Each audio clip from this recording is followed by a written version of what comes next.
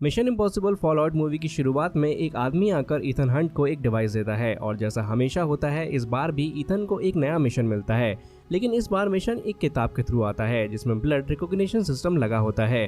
अब जैसे ही ईथन अपना खून डिटेक्ट कराता है एक छोटा सा प्रोजेक्टर ऑन हो जाता है और मिशन की डिटेल्स दिखाई जाती हैं।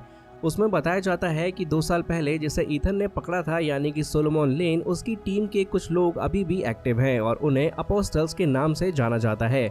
जब कश्मीर में स्मॉल पॉक्स फैला था उसके पीछे भी यही अपोस्टल्स लोग थे जो पहले सोलोमन लेन के लिए काम करते थे।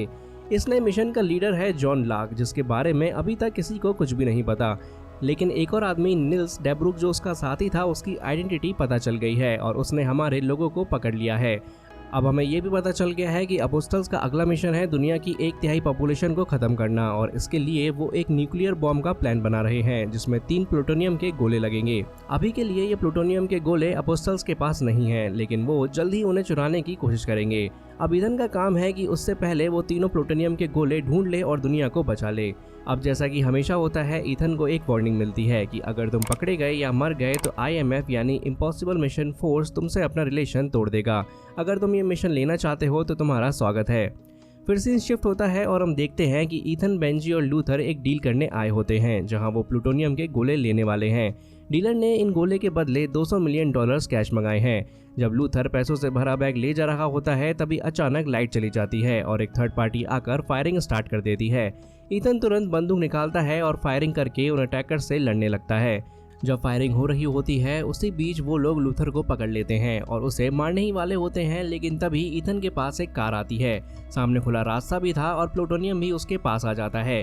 अब अगर वो चाहता तो प्लूटोनियम को लेके कार से इजीली भाग सकता था, लेकिन ईथन ने ऐसा नहीं किया। उसने अपने दोस्त लूथर की जान बचाने के लिए प्लूटोनियम को छोड़ दिया। फिर सीन शिफ्ट होता है डेब्रुक पर, जिसे CIA एजेंट्स पहले ही पकड़ चुके हैं। अभी वो एक हॉस्पिटल में है और टीवी पर न्यूज चल रही होती है कि अपोस्टल्स ने अपना काम कर लिया है। उन्होंने कई जगह बॉम्ब ब्लास्ट किए, बहुत सारे लोगों की जान गई और अब वो अपने नेक्स्ट मिशन की तरफ बढ़ रहे हैं। लेकिन किसी को नहीं पता था कि नेक्स्ट मिशन क्या है। इसके अलावा डेब्रुक के पास एक फ़ोन होता है जिसमें मिशन की सारी जानकारी होती है, लेकिन प्रॉब्लम ये होती है कि फ़ोन का पासवर्ड सिर्फ डेब्रुक को ही पता होता है और वो उसे अनलॉक नहीं कर रहा होता। ईथन और लूथर उससे कहते हैं कि तुम इस सारी तबाही के जिम्मेदार हो। डेब्रुक उनसे पूछता है मैं कब से इस हॉस्पिटल में हूँ। लूथर कहता है तुम 2 हफ्तों से यहीं हो और इन 2 हफ्तों में दुनिया भर में बहुत बुरा हाल हो गया है। तब ईथन उससे फ़ोन का पासवर्ड मांगता है, लेकिन डेब्रुक हंसने लगता है। फिर वो कहता है कि मैं तुम्हें पासवर्ड तभी दूंगा जब तुम टीवी पर एक अनाउंसमेंट करवाओगे और मेरा ऐलान पढ़वाओगे। उस ऐलान में लिखा होता है जितनी ज़्यादा तबाही होगी उतना ही ज़्यादा अमन होगा। ये एक उल्टा पुल्टा मैसेज होता है जिसे अगर पब्लिक में दिखाया जाए तो दंगे भी हो सकते हैं। सब लोग इस बात से एग्री नहीं होते, लेकिन नेक्स्ट मिशन के बारे में जानने के लिए और जॉन लाक के बारे में जानने के लिए इन्फॉर्मेशन लेना ज़रूरी होता है और फ़ोन अनलॉक करना भी। इसीलिए ईथन को हेडक्वार्टर से कॉल करवाना पड़ता है और रिपोर्टर को एक PDF भेजनी पड़ती है जिससे टीवी पर उसे रीड किया जा सके। अब जैसे ही वो न्यूज़ रिपोर्टर टीवी पे वो ऐलान पढ़कर सुनाता है, डेब्रुक हंसने लगता है और कहता है अब तो और भी ज़्यादा बॉम्ब ब्लास्ट होंगे और भी ज़्यादा तबाही होगी। इसका मतलब हम अपने मिशन में सक्सेसफुल हो रहे हैं। लेकिन ईथन को तो जॉन लाक के बारे में इन्फॉर्मेशन चाहिए होती है। जैसे ही डेब्रुक अपने फ़ोन को अनलॉक करता है तब हमें एक शॉकिंग बात पता चलती है। ये जगह हॉस्पिटल नहीं थी, ये तो CIA का एक सीक्रेट सेफ हाउस था जहाँ पूरा ड्रामा क्रिएट किया गया था। और अब हमें ये भी पता चल जाता है कि डेब्रुक का एक्सीडेंट 2 हफ्ते पहले नहीं सिर्फ 1 घंटे पहले हुआ था।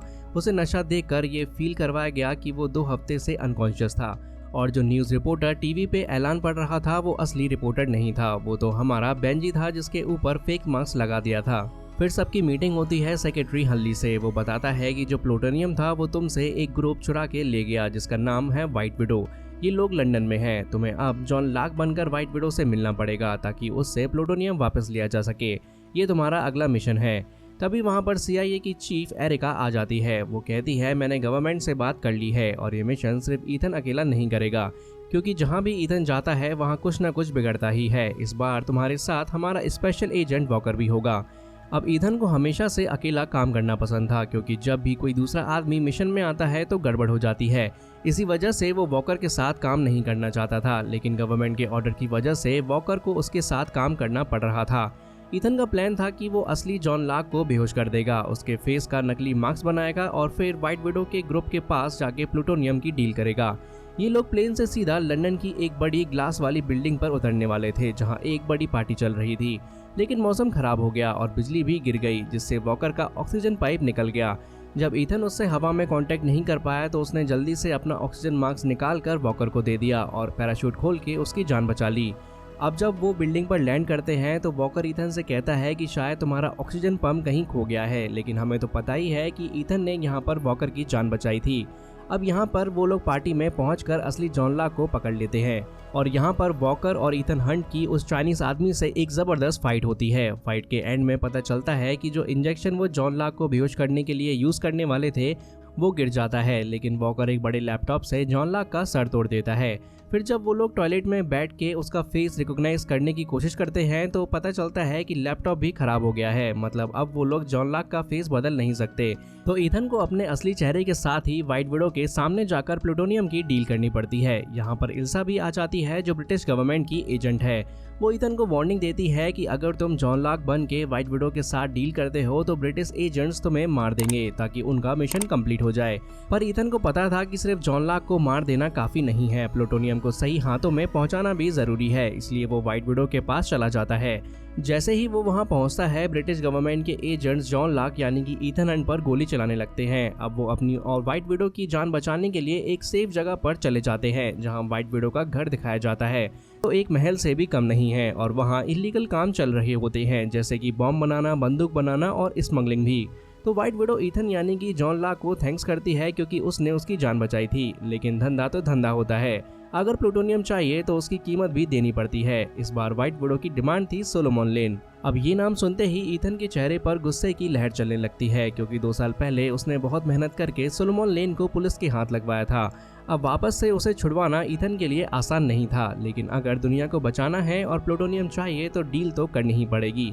ईथन को पता था कि इस काम में एक बड़ी टीम लगेगी जिसमें व्हाइट विडो की मदद भी लेनी पड़ेगी, लेकिन उसके लोग समझदार नहीं थे, बिना सोचे समझे गोली चलाने में पीछे नहीं हटते थे। इसी वजह से पुलिस और आम लोगों की जान भी खतरे में आ सकती थी।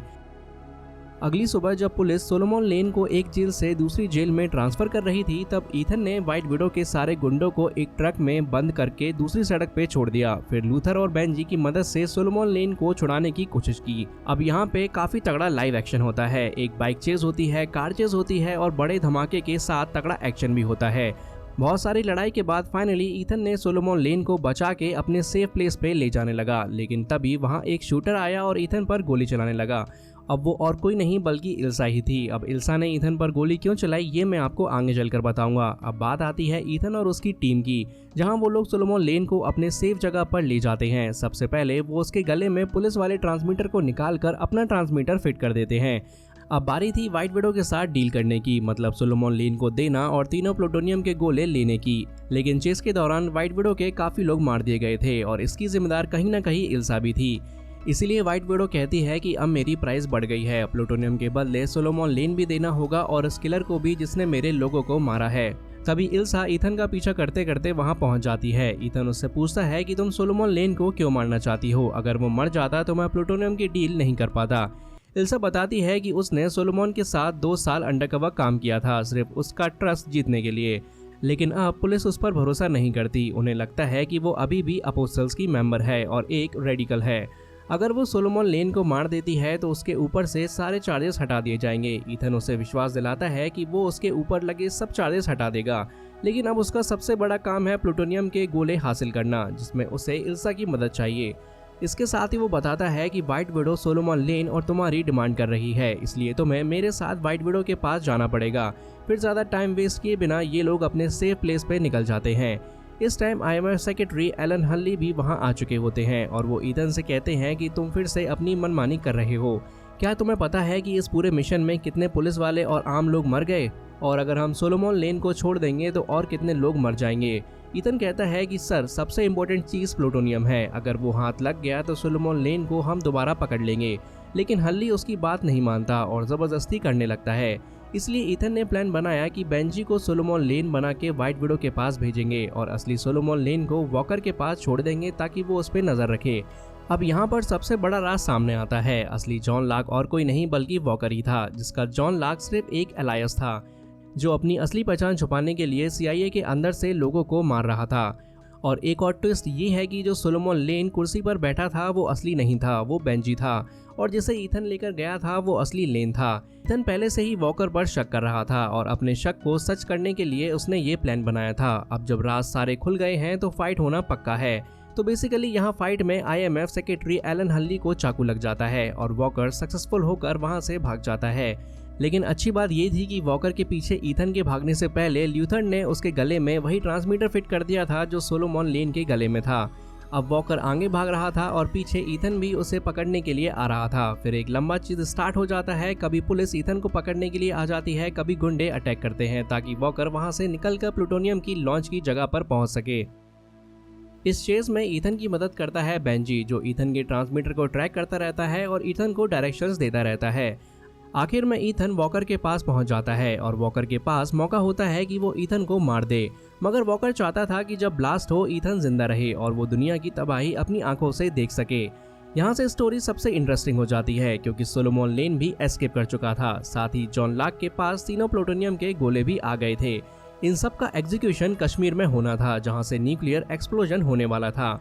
अब सोलोमन के गले में ट्रांसमीटर लगा था तो इल्सा, लूथर और बेंजी भी उसका पीछा करते करते कश्मीर तक पहुंच जाते हैं। उनका सबसे पहला काम था प्लूटोनियम ढूंढना और बड़ा ब्लास्ट रोकना।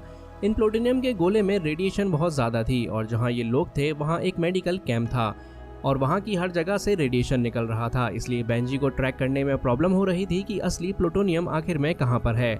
तब लूथर बताता है कि ब्लास्ट रोकने का एक ही तरीका है, अगर डिटोनेटर ऑन हो जाए और काउंटडाउन स्टार्ट हो जाए तो लास्ट 10 सेकंड में डिटोनेटर से की निकाल दी जाए तो ब्लास्ट रोका जा सकता है।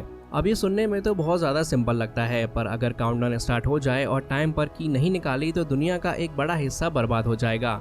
अब वॉकर और लेन को पता चल गया था कि ईथन यहाँ आ गया है, तो लेन एक्सप्लोजन स्टार्ट कर देता है, मतलब काउंटडाउन शुरू हो जाता है और वॉकर रिमोट लेकर हेलीकॉप्टर में भाग जाता है।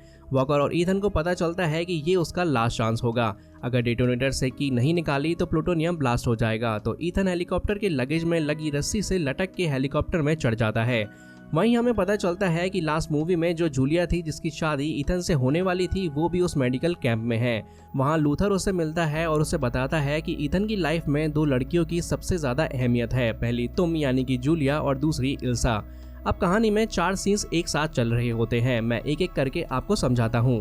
पहले सीन में बेंजी रेडिएशन से भरे बॉक्स को चेक कर रहा था कि प्लूटोनियम किस बॉक्स में है, क्योंकि टोटल 3 गोले हैं और ल्यूथर के पास 1 है, तो बाकी 2 को ढूंढना जरूरी था। दूसरे सीन में इल्सा सोलोमन लेन को मारने की कोशिश कर रही थी, क्योंकि अगर उसने नहीं मारा तो वो ब्रिटिश जेल में फंस जाएगी। तीसरा सीन था वॉकर और ईथन का हेलीकॉप्टर चेस, जो कि काफी ज्यादा इंटेंस सीन था।